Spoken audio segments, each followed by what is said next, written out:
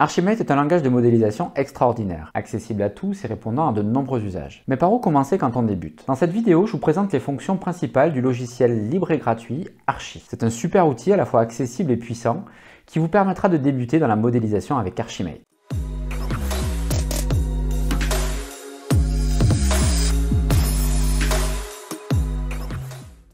Salut, c'est Stéphane de Simplexité.fr. Sur mon site et ma chaîne, nous explorons les nouvelles technologies pour en faire des usages concrets et pratiques pour vous et vos organisations. Dans la précédente vidéo de cette série dédiée à Archimate, j'avais expliqué en quelques mots ce qu'était un langage de modélisation et j'avais partagé des exemples de mes usages principaux d'Archimate. Aujourd'hui, je vous propose de vous présenter les fonctions principales du logiciel Archi et commencer à modéliser avec vous un exemple simple. Mais avant de démarrer dans la modélisation concrète, commençons par nous rendre sur le site du logiciel et à procéder à l'installation. Pour utiliser Archi, on va commencer par l'installer. Donc pour cela, on va sur le site www.archimatetool.com. Donc je vais faire une recherche.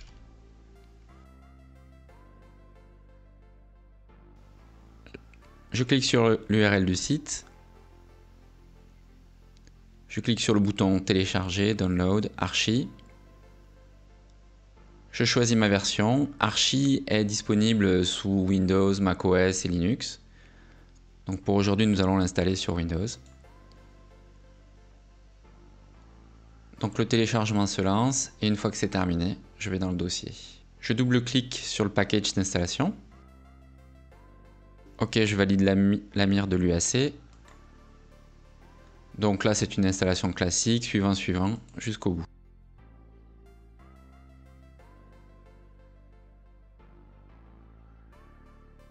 L'installation est terminée. Je vais pouvoir fermer et lancer l'outil. Donc je double-clique sur l'icône Archi. Nous allons pouvoir faire un premier tour du propriétaire. Donc lors de la première installation, Archi vous propose de créer un nouveau modèle. Donc on va cliquer dessus. Donc la fenêtre principale est au centre. Elle va permettre de modéliser les vues grâce à la palette qui est située sur la droite et où on retrouve toutes les couches. Donc pour pouvoir modéliser, c'est très simple. Il suffit de prendre une figure, de cliquer, déplacer.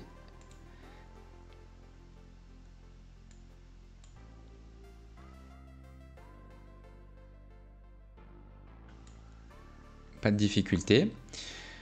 Dans la partie supérieure de la palette, on retrouve nos liaisons. Donc nous allons pouvoir créer des liaisons d'éléments les uns par rapport aux autres. Donc dans la partie supérieure, nous avons les préférences. Un élément intéressant dans le diagramme ici, vous allez pouvoir personnaliser le thème et l'apparence du logiciel. Alors moi, il y a quelque chose que j'aime bien, c'est mettre le dégradé par défaut. Voilà, donc on va pouvoir appliquer. Et quand on va créer de nouvelles figures, donc elles seront dégradées, ce qui est plutôt sympa.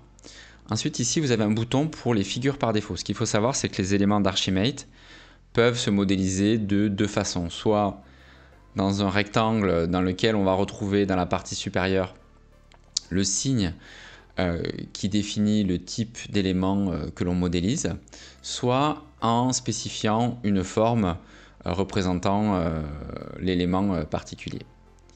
Donc on va pouvoir par défaut sélectionner l'un ou l'autre. Donc j'applique et je ferme. Donc sur la droite, nous avons une fenêtre modèle. Alors la fenêtre modèle va nous servir à ranger nos éléments par couche. Nous allons également pouvoir les organiser en créant des sous-dossiers. Donc si par exemple ici je veux créer application ou un système d'information, je vais pouvoir organiser et déplacer mes éléments dans des sous-dossiers. Nous allons retrouver la liste des vues que nous allons créer au fur et à mesure. Pour créer une nouvelle vue, c'est simple, clic droit, nouveau, Archimate View,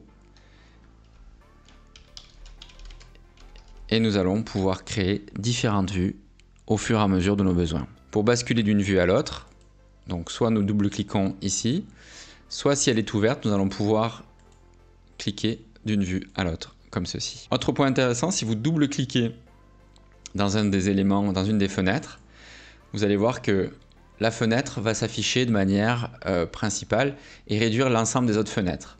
Pour revenir sur un affichage classique, on redouble-clique et on est bon. Une autre fenêtre très utile est la fenêtre propriété. Alors la fenêtre propriété, c'est une fenêtre contextuelle, c'est-à-dire qu'en fonction de votre sélection, les propriétés seront différentes. C'est-à-dire que si je clique sur mon acteur métier, ici, je vois que les propriétés sont différentes. Si je clique sur ma vue, ici, je vois que j'ai moins de propriétés. C'est cette fenêtre propriété qui va nous permettre de personnaliser les caractéristiques de notre figure. Donc si je veux changer le nom de ma figure ici, hop, je vais pouvoir le faire dans l'onglet Main ici, CEO, ici. Je valide et je vois que le nom de la figure a changé. Cet onglet permet de définir des propriétés personnelles. Alors c'est une utilisation un petit peu avancée, nous n'allons pas le traiter aujourd'hui. Mais sachez que vous pouvez pour des éléments donnés créer des propriétés qui vous permettront de qualifier comme vous le souhaitez les différents éléments que vous allez modéliser. Par exemple, pour une catégorie ou un tag ou une adresse IP pour des éléments techniques, etc., etc. Donc vous allez pouvoir choisir les valeurs pour chaque élément. Dans mon onglet Analysis, je vois qu'en fait, toutes les vues dans lesquelles il a été utilisé. L'onglet Apparence va être très intéressant parce qu'il va permettre de personnaliser l'apparence de vos figures. Donc on va pouvoir changer la couleur des lignes si besoin. On veut un dégradé, l'alignement du texte, la police avec la taille pour mettre en avant une figure par rapport à une autre. Nous allons également pouvoir jouer sur l'opacité du fond et des lignes et des contours. Avec l'onglet Label, nous allons avoir la possibilité de personnaliser l'affichage de ce qui est écrit dans l'élément. C'est-à-dire, nous allons pouvoir mixer dynamiquement le nom, par exemple, de la figure et ses propriétés. Enfin, la figure, donc c'est ce que l'on avait dit tout à l'heure, on peut choisir entre la version rectangulaire de la figure ou la version icône de la figure. Et enfin, un dernier point intéressant, c'est qu'il est possible de personnaliser le contenu avec une image. Alors, une autre fenêtre que j'aimerais partager avec vous, c'est la fenêtre Ins. Alors d'abord, ce que je vais faire, c'est que je vais la déplacer ici. Donc vous avez vu qu'on a la possibilité de prendre une fenêtre, personnaliser l'interface comme on le souhaite en fonction de ses besoins. Pour revenir sur la fenêtre Ins, elle est très pratique. C'est une fenêtre qui est contextuelle. Quand je vais cliquer sur un élément d'Archimate, par exemple ici acteur, automatiquement, il va m'afficher la documentation de l'Open Group pour cette figure et donc la catégorie, le type de figure, des exemples et comment est-ce qu'elle peut être utilisée. Et donc si vous avez un doute, que ce soit pour une figure, pour une liaison, pour tout élément, vous cliquez et vous avez une description de votre élément et comment est-ce que vous pouvez l'utiliser. Un autre point que j'aimerais bien partager avec vous, si par exemple j'ai deux éléments et j'hésite, je ne sais pas comment les relier, avec quel type de liaison, je vais pouvoir utiliser la baguette magique, cliquer et on va me proposer les liaisons qui sont possibles d'une figure vers l'autre et donc je vais savoir quelles vont être les possibilités de liaison que je vais avoir d'une figure à une autre. Je vais vous proposer de faire notre première modélisation. Donc je vais créer une nouvelle vue ici. Présentation. Direction des ressources humaines.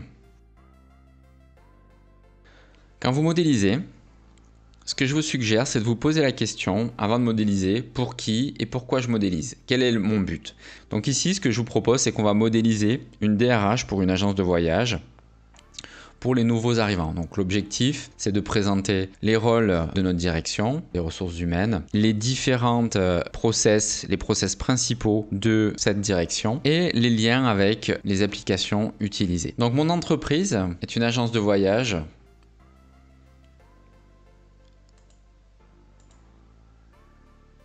que l'on va nommer Voyager avec simplicité par exemple. Comme je veux mettre en avant l'entreprise, je vais la mettre en gras, augmenter la taille de la police. Ensuite, je vais modéliser ma direction. Par facilité, je vais prendre, comme je veux récupérer une partie de la mise en forme que j'ai faite, je vais faire un copier-coller et je vais mettre la direction des ressources humaines ici. Alors, je vais lui donner une forme un petit peu moins importante, en italique ou en semi-gras. Et donc, je vais faire une relation de composition. Donc, la direction de ressources humaines fait partie donc de mon entreprise. Ensuite, je vais modéliser les rôles principaux de ma DRH. Je vais utiliser le petit pictogramme qui représente les rôles. Ici. Et en général, une DRH va avoir 3 rôles. Donc, elle va être responsable du recrutement. Une petite mise en forme. Un copier-coller pour aller plus vite. Responsable de la formation. Et parfois,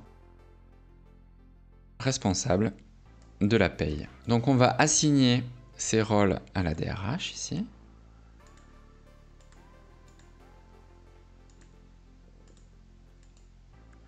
Il est possible de mettre en forme les liaisons en cliquant à l'intersection de la liaison et déplacer ici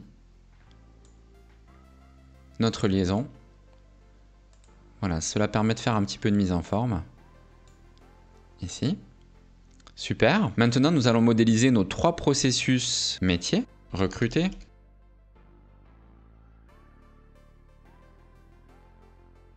Former.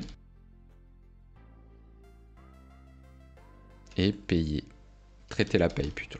Ce qu'on pourrait imaginer, c'est qu'après un recrutement, il y a un déclenchement d'une formation des salariés. Voilà. Maintenant, je vais assigner mes process à mes rôles, comme ceci. Je vais maintenant modéliser mes applications ou mes services applicatifs. Donc, je vais modéliser une application ici. J'ai mon SIRH qui va servir, j'ai une relation de servitude pour mes 2 processus recruter et former. Et je vais imaginer que j'ai une application, un service applicatif ici. C'est une application, mais qui est proposée par un fournisseur. Donc, je fais une relation d'association simple. Et pareil, ce service de traitement de la paye. J'ai terminé ma modélisation. Elle est très simple. Elle va me permettre de présenter à mes nouveaux arrivants comment fonctionne la DRH de mon agence de voyage Simplicité. Maintenant, ce que je peux faire, c'est que je peux enregistrer ici mon fichier Archimate avec un nom. Alors, je vais lui donner le nom de l'entreprise, Voyager avec Simplicité, enregistrer. Ce que nous pouvons faire également, qui est très intéressant, nous allons pouvoir l'exporter comme une image, donc en choisissant la taille et le format. Donc on peut utiliser un PDF, mais un PNG qu'on va pouvoir après intégrer dans un autre document, etc. Donc, donc là, c'est un export de la vue qui est en cours. Nous allons l'ouvrir et voir ce que ça donne. Ok, c'est pas mal. Une autre façon de pouvoir exporter notre schéma, vous faites clic droit ici, vous faites Copy as image to clipboard. Donc en fait, ça fait une copie d'écran de votre diagramme en cours que vous allez pouvoir après utiliser dans votre traitement de texte. Si je clique CTRL-V, je retrouve mon image intégrée dans mon document WordPad. Et voilà, ce premier parcours du logiciel Archi est terminé. J'espère que cela vous a donné envie de vous lancer dans la modélisation. Si vous appréciez le logiciel Archi et le travail de ses auteurs, Phil Beauvoir et Jean-Baptiste Sarodi, vous pouvez supporter le logiciel en contribuant au Patreon sur le site. Pour continuer avec moi, je vous invite à vous rendre sur mon site vers une formation gratuite sur Archimate. Le lien est dans la description. Je vous présente les éléments principaux à travers des exemples concrets et des modélisations commentées. En attendant de vous retrouver, n'oubliez pas de vous inscrire sur ma chaîne et de cliquer sur le petit pouce bleu. Prenez soin de vous et à très bientôt. Salut!